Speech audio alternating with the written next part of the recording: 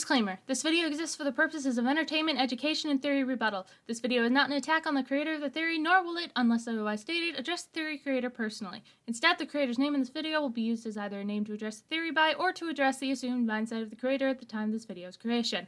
Unless there is substantial evidence, it is not assumed the creator still stands behind the video in question. If you harass or witch hunt anyone involved with this video, I will personally disown you. Thank you.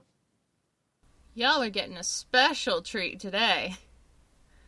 Blame It on Jorge is a YouTuber that specializes in list videos. Under normal circumstances, his videos would be nothing for me to talk about, but this one is infinitely special.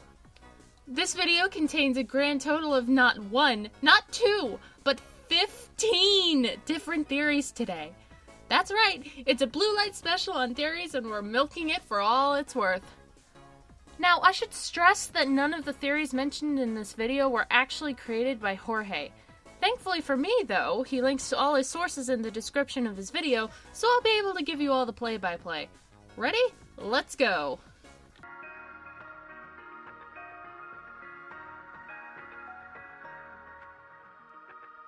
The Mushroom Kingdom is heaven. Consider this. Mario falls and dies at the end of Donkey Kong Jr. The next time we see him, he's in the Mushroom Kingdom, a setting which is way more bizarre than where they were originally. Cheap in castles and all. I mean, he saves a princess from a fire-breathing turtle dragon creature, and is now the hero of the Mushroom Kingdom, able to participate in sporting events and parties forever, really. That's pretty good for a plumber from New York, considering that he died in the last game. Now, we have a Reddit user called Benoob.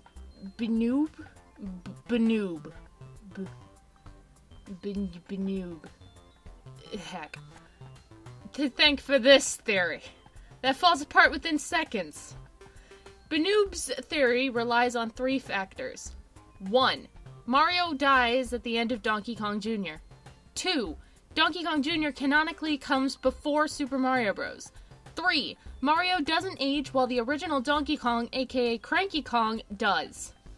For the first point, while the imagery used might look like it depicts death, what with the halo and all, it could be a cartoonish depiction of Mario being unconscious.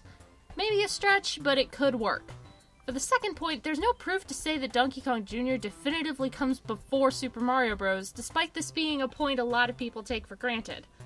It's the third point, though, that really gets me. Why would Cranky Kong age if this is the afterlife that Mario's supposedly in? It makes absolutely zero sense. There's also the Yoshi's Island series. If the Mushroom Kingdom and everything about it is just the delusions of the afterlife, then why would Mario be a baby?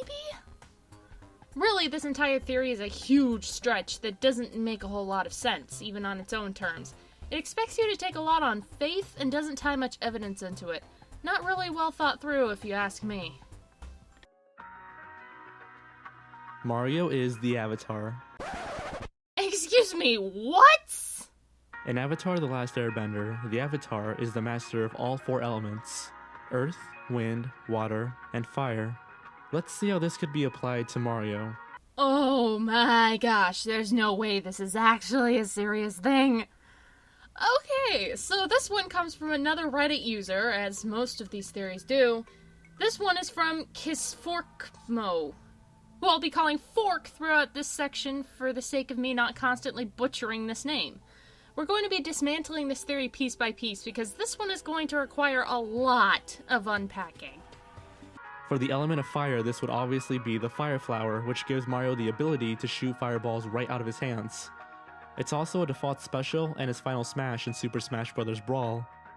Fork adds to this section that either fire is Mario's default element or that Super Mario Bros. Was about Mario learning to firebend. The thing is, the Smash series is far from canon as far as character abilities go, and outside of there, Mario has only been able to use fire under one of two circumstances. With the assistance of a Fire Flower, or with the Firebrand ability he receives in Mario & Luigi Superstar Saga. The Fire Flower is a power-up, so it can be immediately ruled out, as its special properties give anyone the ability to shoot fire from their hands. That leaves only the Firebrand, but Mario seems to lose this ability after Superstar Saga. That or he just never uses it again. If Mario didn't lose the Firebrand, then fine. We still have 3 elements to go, though. For water, Mario's always been able to breathe underwater with no aid. There's also the ice flower, the penguin suit, and the frog suit. Power-ups are power-ups and don't mean bending point aside. Mario's always had the ability to breathe underwater? Is that why in every 3D Mario game, Mario can't breathe underwater? My gosh, this was such an easy point. The worst part is that Fork also throws in Flood as a reasonable justification for Mario having water-bending powers. A machine that shoots water. Water-bending. My gosh, we could just give Sokka a water gun so he can finally be a bender like his friends. For wind, Mario's had tons of power-ups that let him fly or float in the air. He's also pretty good at jumping and has no difficulty getting to tall places. Okay, Jorge kind of butchers this point, so let me read you exactly what Fork wrote for this section so you can get the gist. Mario learns to use the air currents to float as early as Super Mario Bros. 3 with the raccoon suit, Tanuki suit, and P-Wing. Later on, he'd find a million other ways to do the same, using the cape feather, P-balloon, wing cap, propeller mushroom, bee mushroom. The list goes on. His ability to jump high and land with precision may also be linked to airbending. Don't forget the warp whistle, which whisks him away in a tornado.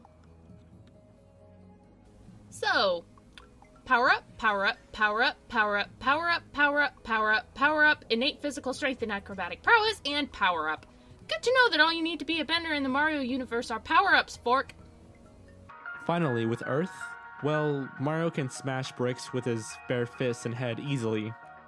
He also has Earth-like power-ups, like the Golden Flower and Metal Mario.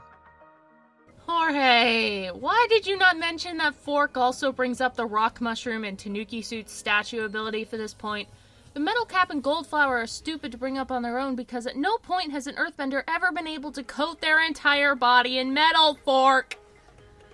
Also, we're back to relying solely on power-ups and inherent physical strength as evidence of bending.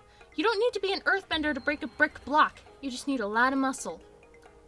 So that's all for... Are you kidding me? Get out of here! So that's all 4 elements, but we're not done here still. No, now we come to the dumbest part of the theory. As we can see, there are several power-ups that allow Mario to tap into his hidden element bending abilities. But there's 5 more power-ups that cannot be represented as elements. Instead, they have to do with Mario's spirit. The Invincibility Star. The strongest item Mario can use, it gives him complete invulnerability and the power to destroy anyone in his path for a short amount of time. This is what happens when Mario taps into his avatar state, harnessing all 4 elements at once.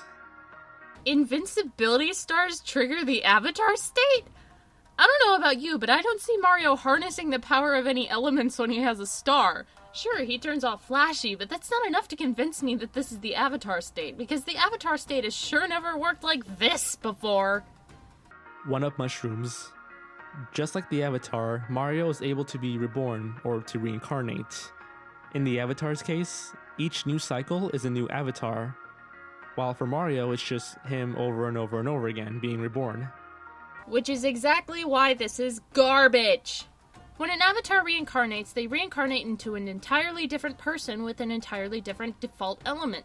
The way that Mario uses his multiple lives is completely different than Avatar reincarnation. It's comparing apples to oranges and it's insipidly stupid. Oh, but you know what's even dumber? Coins.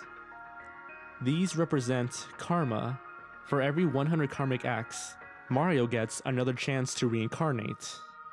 As he trains and defeats enemies, he gets more karma, which gives him more lives. The only way he gains knowledge about his death is by remembering how it happened and trying to avoid it next time. Therefore, he needs as much karma as possible. Karma? What? You can say I haven't watched Avatar in a while, but I don't remember karma ever being a factor towards reincarnation.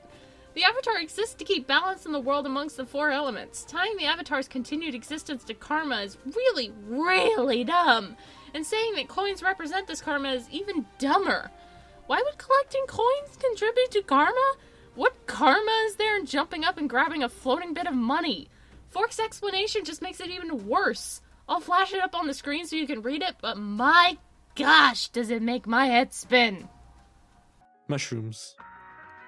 As the definitive power-up, Mario uses this to go from his freshly newborn state to his adult body, capable of using other power-ups and tapping into the power of the avatar. Oh gosh, it just gets worse and worse. Small Mario is an infant? Right. An infant can do all the stuff that small Mario can do.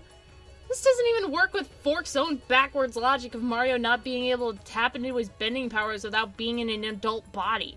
Wasn't it mentioned earlier that airbending allows Mario to jump as high as he does? Small Mario can jump just as high as Big Mario, which immediately calls into question the rest of this absurd claim. And finally there's Yoshi, and well, Yoshi isn't a power-up, but every avatar needs an animal companion with a strong spiritual connection. Yoshi has been there looking after Mario ever since he was a baby, and he can even control some of the elements himself, like flight or fire breathing. There's way more than one Yoshi, they're all just as friendly with Mario, and they all have the same abilities. Gee, Mario sure has a lot of animal companions, doesn't he? This is where Jorge stops, but Fork goes a lot further into this theory. They state that Mario can interact with the spirit world because he can visit ghost houses, which is dumb because a haunted house is a haunted house and boos are part of the general Mushroom Kingdom population, as most prominently shown in the Paper Mario series. That SMB2, the US version, though it was a dream, was a spiritual journey achieved through meditation because he can't use most of his bending abilities. That the fact that some of Mario's power-ups allow him to manipulate multiple elements at once shows his elemental finesse even though power-ups! That Luigi, Buckenberry, and Alagold were given some of Mario's powers in an attempt to create more avatars, even though that's really dumb because there's only one avatar and they've never been shown to be able to transfer power. And that Bowser is part of the species that originated firebending in the Mario universe. There are two sections, though, that leave a disgusting taste in my mouth. The first of these is where Fork tries to justify power-ups as bending powers, because, yes, they do try. They have two explanations. The first comes down to the power-ups being representative of life forms, and Mario using these to borrow bending powers from these life forms. This is a problem, though, because of the fact that through this explanation, Mario's bending powers aren't even his own. He always has to inherit them from something else, making his claim as the Avatar extremely fishy. The second explanation is the ever-horrible, everything's symbolic and nothing's actually real load of crap that's just an excuse to write off whatever you want.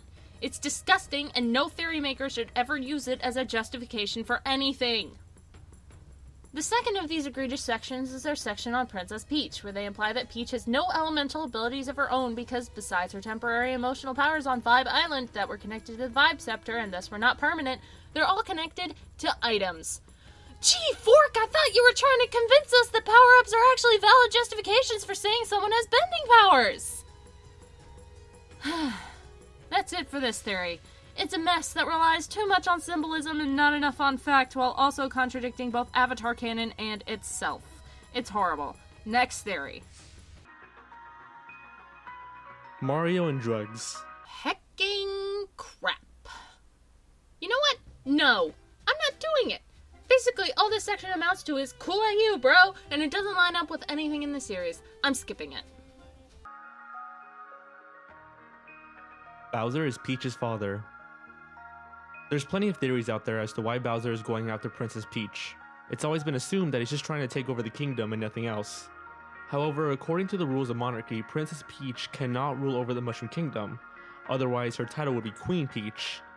So constantly kidnapping the princess would do nothing, unless Bowser is Peach's father, the true ruler of the land, and is just trying to take it back.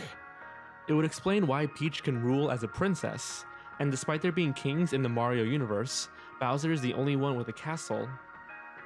Can I assume you all know why this is stupid?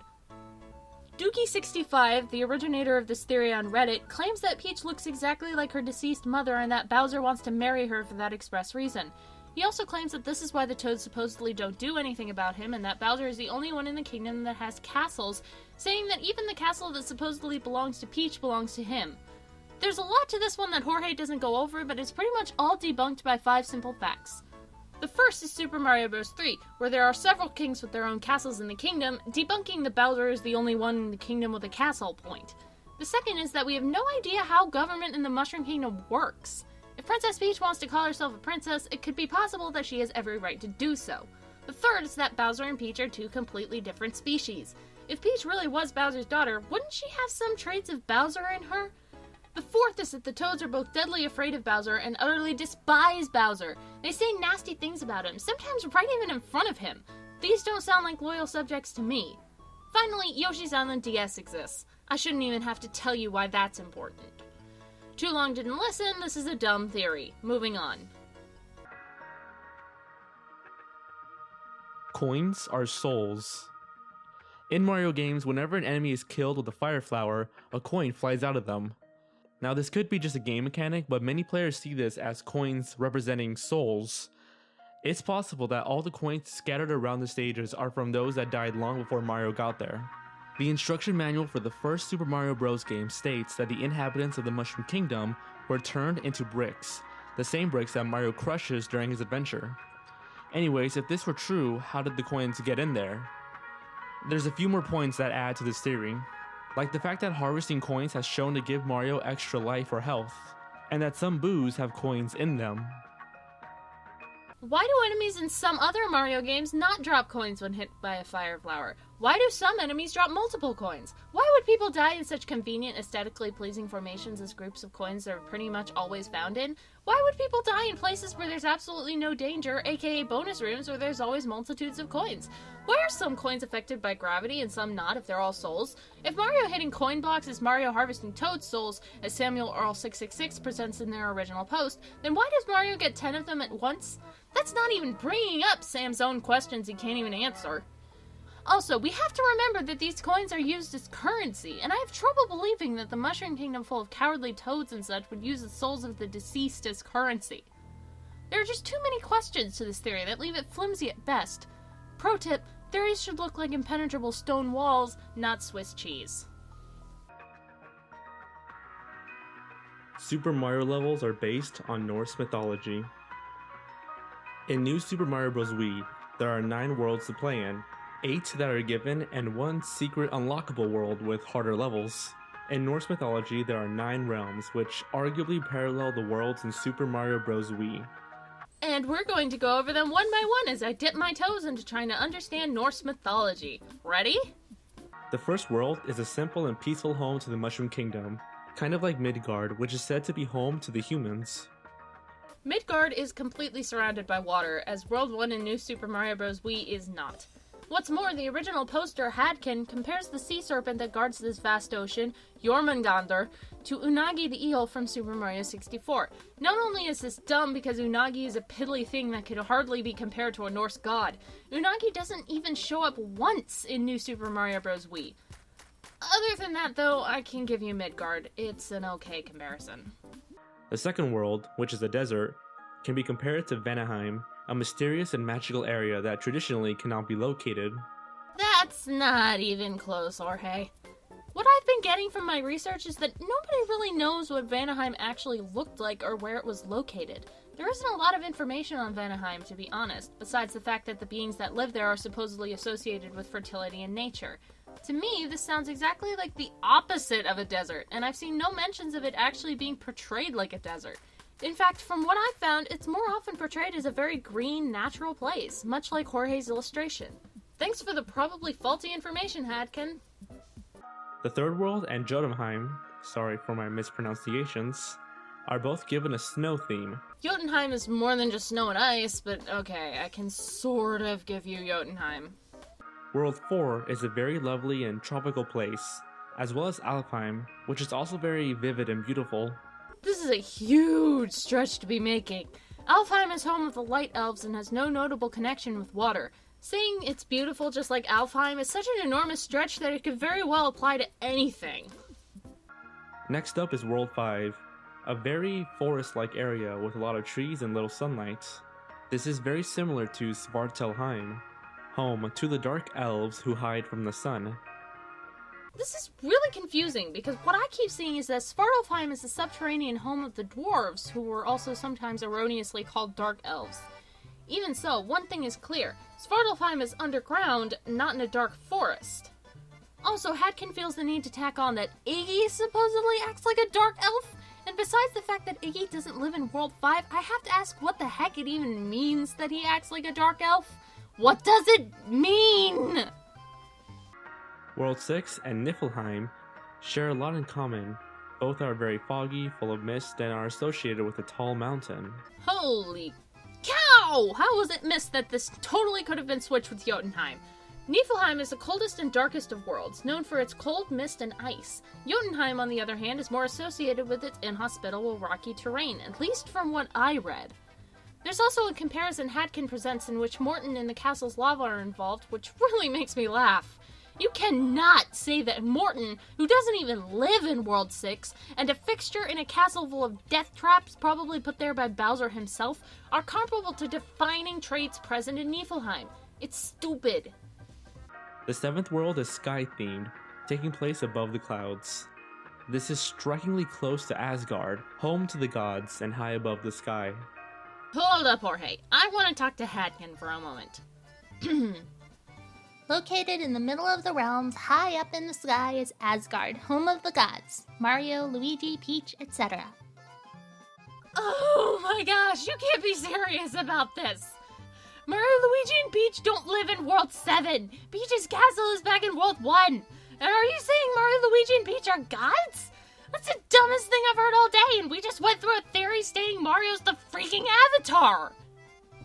The fiery depths of World 8 is obviously Muspelheim, both home to the evil. I can also give you Muspelheim. It's easy, but it works. Probably the most sensible comparison here. Finally, the rainbow-themed World 9 parallels Bifrost, a giant rainbow star that accesses every world. And while Bifrost is not technically a world, the final being Nithavalir can represent all the underground levels throughout the game. Oh, so that's how we're playing it, huh? Bifrost isn't even a freaking world, so it doesn't belong here. Get it out. Stick to your criteria or it'll bite you. On top of that, Nithavalir also doesn't count. Why? Because Nithavalir is another name for Svartalfheim. Hadkin, you moron! The real ninth realm is actually called Helheim, the realm where those who died dishonorably are sent to suffer the rest of their days. It's cold, bleak, and notable for entirely lacking the concepts of joy and happiness. Obviously, there's no world in New Super Mario Bros. Wii that would line up with this, which is where drawing comparisons between New Super Mario Bros. Wii and Norse mythology ultimately falls apart. Hadkin ends this theory by saying that the events of the game parallel Ragnarok, Mario is Thor, Luigi is Loki, and Peach is Sif, which is all backed up by nothing more than circumstantial bits and pieces. The verdict? It's all a huge stretch that's hardly credible. Rosalina's origins. This better not be what I think it is. Now, this one was made popular by Game Theory, but if you want the too long didn't watch version, here it is. I still have no idea what the second half of this theory was even trying to get across, because it was just such a mangled mess that did nothing but tangle itself up in irrelevant information that did nothing to help Matt Pat's case. Pair that with the worst twist in the history of game theory that doesn't even make sense from a logical standpoint and is so poorly thought out it hurts, and you get a theory that repeatedly stabs itself in the throat for 40 minutes. Not a fun time for anyone. Yeah, go watch the other video because I'm not going to be able to properly summarize how horrible that theory is here. Actually, this makes for a good stopping point because heck if I'm going to get all this content into a single video. Go check out the Rosalina Unmasked video, then come back when the next part of my coverage of this crappy list comes out because things only get worse from here.